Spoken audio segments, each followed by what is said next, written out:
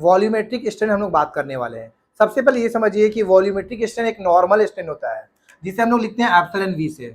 Formula क्या हो जाएगा, change in volume by original volume. और हम लोग ये जानते हैं वॉल्यूमेट्रिक स्ट्रेन पूरे वॉल्यूम में, इट मीन्स हम लोग इसे ऐसे भी लिख सकते हैं कि normal strain in X direction plus normal strain in Y direction plus normal strain in Z direction. ये था हमारा वॉल्यूमेट्रिक स्ट्रेन।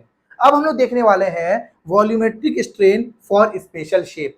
वो शेप कौन कौन सा हो सकता है, रेक्टेंगुलर बॉडी के लिए हम लोग निकालने वाले हैं volumetric strain, similarly cylindrical body के लिए निकालने वाले हैं volumetric strain, and spherical body के लिए हम लोग निकालने वाले हैं क्या, वॉल्यूमेट्रिक स्ट्रेन। आइए देखिए कैसे निकालते हैं, इसका भी ट्रिक है। रेक्टेंगुलर बॉडी है जिसका डायमेंशन समझिए, लेंथ विड्थ हो गया बी और थिकनेस या हाइट क्या हो गया टी हो गया। तो इसका अगर हमें लिखना है क्या, वॉल्यूमेट्रिक स्ट्रेन, हम लोग जानते हैं कि वॉल्यूमेट्रिक स्ट्रेन क्या होता है, change in volume by original volume. और हम क्या लिख सकते हैं, epsilon X plus epsilon Y plus epsilon Z. इसको हम इस तरीके से लिख सकते हैं। देखिए एक्स डायरेक्शन में क्या है, लेंथ, इसे हम सिंपली लिख सकते हैं change in length by original length. Y direction में क्या है, वाई डायरेक्शन में थिकनेस है तो change in thickness by original thickness, plus Z direction में क्या विड्थ है, change in width by original width. It means हम सिंपली वॉल्यूमेट्रिक स्ट्रेन किसका, रेक्टेंगुलर बॉडी का ऐसे लिख सकते हैं। यही ट्रिक हम यूज करेंगे सिलेंड्रिकल और स्फेरिकल बॉडी के लिए।